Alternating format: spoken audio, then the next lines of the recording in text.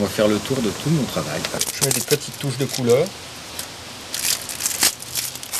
Donc on imagine la petite mise en scène, la petite coccinelle sur une feuille. Je vais enlever les points puisque c'est métallique. Donc je vais lui faire les points métalliques. Et puis il suffira de souder une petite tige, la positionner sur un roseau. Alors voilà une de mes premières sculptures. À l'époque je faisais plus de l'assemblage que de la sculpture. Maintenant j'élabore un peu plus mes sculptures. Maintenant, je charge plus en matière. Alors celle-ci, on a des objets détournés, toujours. On a un morceau d'outil principal, c'est ce qui m'a fait penser au mouvement du dauphin. C'est un outil pour couper les gerbes de foin, autrefois les gerbes de paille. Donc j'ai gardé l'outil pratiquement entier, ce morceau-là et puis ce morceau-là. J'ai rajouté des arceaux, j'ai rajouté des butoirs et puis la paire de sécateurs entiers, donc qui me fait le nez du dauphin. Et les couteaux du sécateur en fait représentent la petite ride qui est au-dessus de l'œil du dauphin. Et je dois avoir l'esprit très enfant parce que quand je la montre cette sculpture à des enfants, tout de suite ils détaillent les deux côtés de la sculpture et ils voient tout de suite une maman et un papa avec une maman qui porte un enfant. Et je l'ai appelée « Elle porte le monde ». Plusieurs sculptures, donc celle-ci elle est sortie de l'imaginaire d'une dame qui a imaginé une crinière de lion. Donc la suggestion du lion, ce n'est pas moi qui l'ai eu, c'est quelqu'un d'autre. En fait je me sers quelquefois de l'imaginaire des autres. Ils sont faites avec des clés, je fais des petits chats, souvent par deux, ou Madame Chatte, ou des choses simplement parce qu'elles sont jolies, des papillons. Celles-ci, c'est des clés, des vieilles clés qui étaient un peu torsadées et qui donnent bien le mouvement du chat. Deux fourchettes, un morceau de torsadé, et puis voilà, un bouquet de chats. Quand je commence à penser chat, je fais beaucoup de chats. Ça peut aller du chat au lion, période plus papillon. C'est donc le serpent à deux têtes. Alors celle-ci, côté expressif, je ne donne jamais avec la tête, parce que la tête c'est uniquement suggéré, ce sont que des boules. Donc côté expressif, moi je donne avec le mouvement. Et si on observe les femmes enceintes, elles ont toujours ce mouvement-là, elles soutiennent leur ventre. Alors j'avais dans la tête de faire un swing retour, un golfeur dans cette position-là, quand la balle est partie et qu'il regarde sa balle qui part. Donc avant de faire ce golfeur, j'ai voulu faire quelque chose de plus rigolo. Donc je suis parti avec un clown au green. Donc l'objet qui m'a fait démarrer le clown, c'est cet objet-là. On peut voir ici, c'est le rabat d'un morceau de coin qui servait au bûcheron à fendre les bûches. En travaillant ma sculpture, je me suis aperçu qu'il avait un peu la touche à Charlot. Donc j'ai appelé cette sculpture Charlot au green. Voilà mon swing retour. Donc dans cette position-là, avec le pied comme ça, et le golfeur qui a lancé sa balle et qui la regarde. Donc, ce qui donne la vie à la sculpture, c'est ma canne de golf et la casquette. L'objet qui m'a fait démarrer cette sculpture, c'est le hérisson pour ramoner les cheminées. Donc je suis parti du hérisson pour faire mon petit rail et je lui ai donné un petit côté de mouvement. 2 pieds de tabouret, parce que j'étais en panne de pinces de forge. Je travaille beaucoup avec les pinces de forge et je suis parti donc avec des pieds de tabouret. L'expressif sur le musicien, c'est très facile parce qu'il suffit de faire le saxo pour créer une expression. Donc après il y a un petit mouvement bien sûr, mais c'est beaucoup plus facile parce que c'est l'instrument de musique qui suggère le musicien. Donc toujours avec le mouvement du corps. Et sur celui-ci, j'ai plus travaillé sur le déhanché du violoniste qui est cambré sur l'arrière. Et là je suis parti de socle de charrue et j'ai créé ce mouvement-là avec 2 poissons qui ont l'impression de se caresser. Et c'est mon numéro 3 parce que j'avais fait un premier poisson avec une lime qui passe au travers pour avoir un seul corps et 2 poissons dessus. J'ai choisi cette sculpture pour représenter l'automne, que j'ai appelé l'automne amoureux. C'est des boules de longue en fait. La longue c'est la lyonnaise, ce qu'on appelle la lyonnaise. Donc c'est l'ancêtre de la lyonnaise, c'est des boules en buis cloutées. Donc ce qui fait qu'elles ne sont pas soudées, elles sont vissées par-dessous. Donc la sculpture est un peu fragile si on faut la prendre par les champignons. Donc pour le pan, je suis parti, ce qui m'a fait démarrer cette sculpture, c'est une mobilette qui s'appelle la flamboyante de Motobécane des années 50-60, je ne sais pas exactement. Mais on a le réservoir de mobilette qui se trouve dessous et un morceau du cadre. Et c'est vraiment cette forme qui m'a fait penser au pan. Donc autour de ça, j'ai remis un réservoir de moto, ce qui s'appelle je pense, des tire-fonds de vigne, une de pot d'échappement, des cuillères à soupe, un pic de faucheuse et des fourchettes. Alors la libellule, c'est ce qui m'a plu, le mouvement du roseau. Je suis parti d'un réservoir de Motobécane, de carters de vélo, d'un pot d'échappement de mobilette qui est toujours là, toujours d'un robinet, et puis toujours les pics de faucheuse que je sculpte pour faire soit le bec du cygne ou un bec de flamand ou autre oiseau. Alors mes petites tortues, on pourrait dire que je les fabrique à la pelle parce qu'elles sont fabriquées avec des pelles en fait. On a une pelle de maçon, une autre pelle, une pelle à sable, un morceau de griffe de motobineuse et un outil principal qui est intéressant parce qu'il y a aussi l'histoire de l'outil à travers mon travail.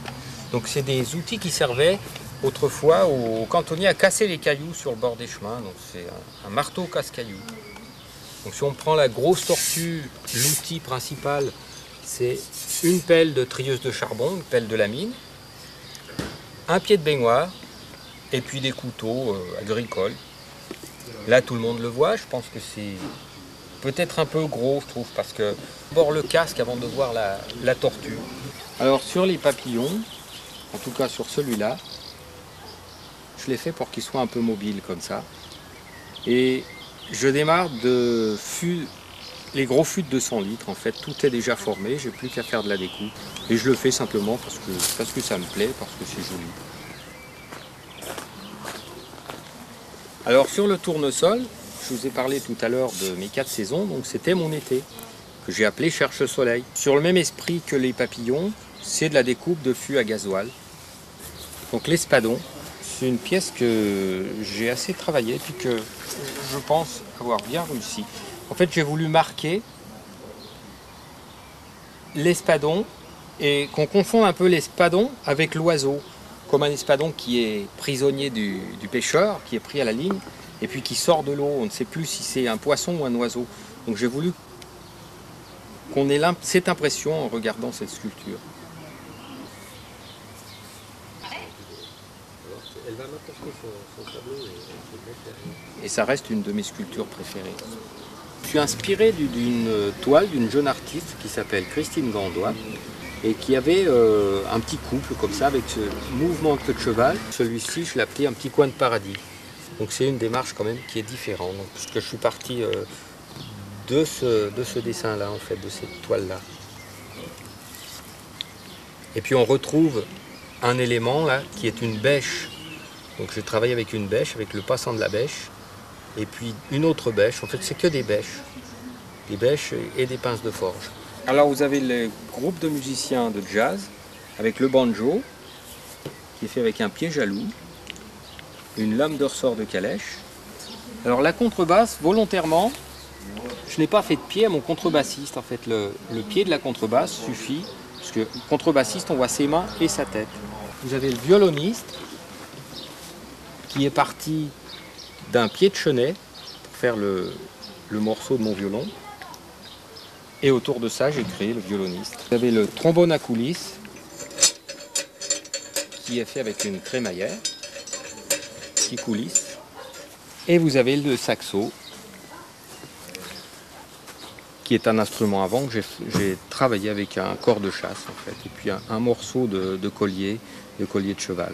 Et toujours la lame de ressort de calèche et la boule de lyonnaise. La pince de forge est un outil qui est bien torturé par le travail, donc il y a un mouvement différent. Donc là, en l'occurrence, j'ai fait une petite chinoise avec un petit mouvement, plutôt la petite, voilà, toujours des pinces de forge. J'ai mis une petite natte pour que ce soit bien suggéré. Donc là, j'ai fabriqué l'homme à la canne, puisque la pince était déjà torturée comme ça, tordue. Donc voilà, j'ai créé ce mouvement qui représente plutôt un personnage vieilli et puis que je trouve pas triste du tout parce qu'il a traversé le temps et puis il est toujours là, même s'il a sa canne. Sur cette sculpture, j'ai plus travaillé le mouvement. Donc cette pince de forge était plus élargie ici, donc c'était mon mouvement féminin. Celle-ci était plus fine, donc j'ai fait un mouvement, le petit mec. J'ai travaillé en soudure, en chargeant pour faire des petites fesses là. Bon, j'ai fait un petit mouvement de main aux fesses aussi, mais bon, ça c'est juste pour donner un petit peu de poésie à ma sculpture. Voilà, j'ai créé vraiment deux petits amoureux là.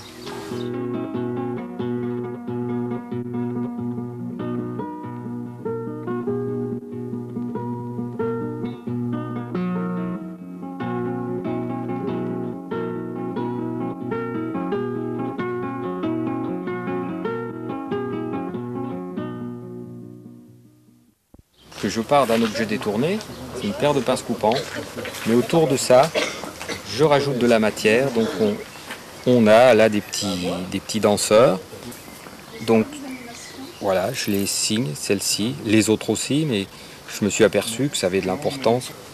C'est des petits mouvements féminins et c'est cette cambrure que je réalise toujours. Donc là j'ai fait une petite femme à la queue de cheval, toujours la cambrure. Alors, le petit escargot, il est sorti de l'imaginaire d'un enfant qui, avec un chausse-pied et ce morceau de torsadé, m'avait imaginé un escargot. En atelier sculpture, j'ai souvent des écoles qui passent et dans l'imaginaire des enfants ou d'adultes, je peux sortir quelques sculptures comme ça. Donc celle-ci en fait partie. Je présente ma petite chouette qui est faite avec une boule de pétanque. Et l'objet principal, c'est l'objet qui m'a servi tout à l'heure pour faire la tignasse du clown, qui est entier ici. C'est un coin qui servait à fondre les bûches. Et autour de ça, bon, j'ai créé la bûche. Donc on imagine les pattes de la petite chouette. On a 2 râpes à bois, des grosses lames de sécateur, un manche de couvert et on imagine un petit brochet. Les cuillères, ça devient des bouquets de coquelicots. Les cuillères qui deviennent des tulipes. En mettant une petite rose dans les mains. Quand je sculpte, j'ai toujours tendance à chanter.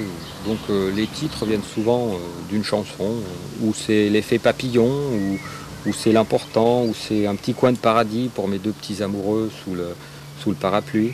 Et j'ai vraiment voulu détourner la chaîne pour en faire un Bouddha. La chaîne et Bouddha qui est plutôt la sagesse, la sérénité, et la chaîne qui est l'emprisonnement. Je vous présente ma première sculpture, donc celle qui a fait naître toutes les autres. Ça représente une petite poule avec son œuf.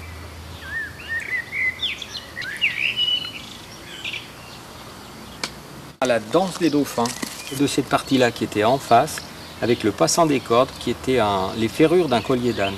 Donc autour de ça, moi j'ai créé ma danse des dauphins. Alors là, on est plus dans la suggestion, je dirais dans l'art plus abstrait. C'est ma représentation du couple en fait que je vais appeler fusion. Donc fait avec des vis sans fin. On peut imaginer l'infini aussi.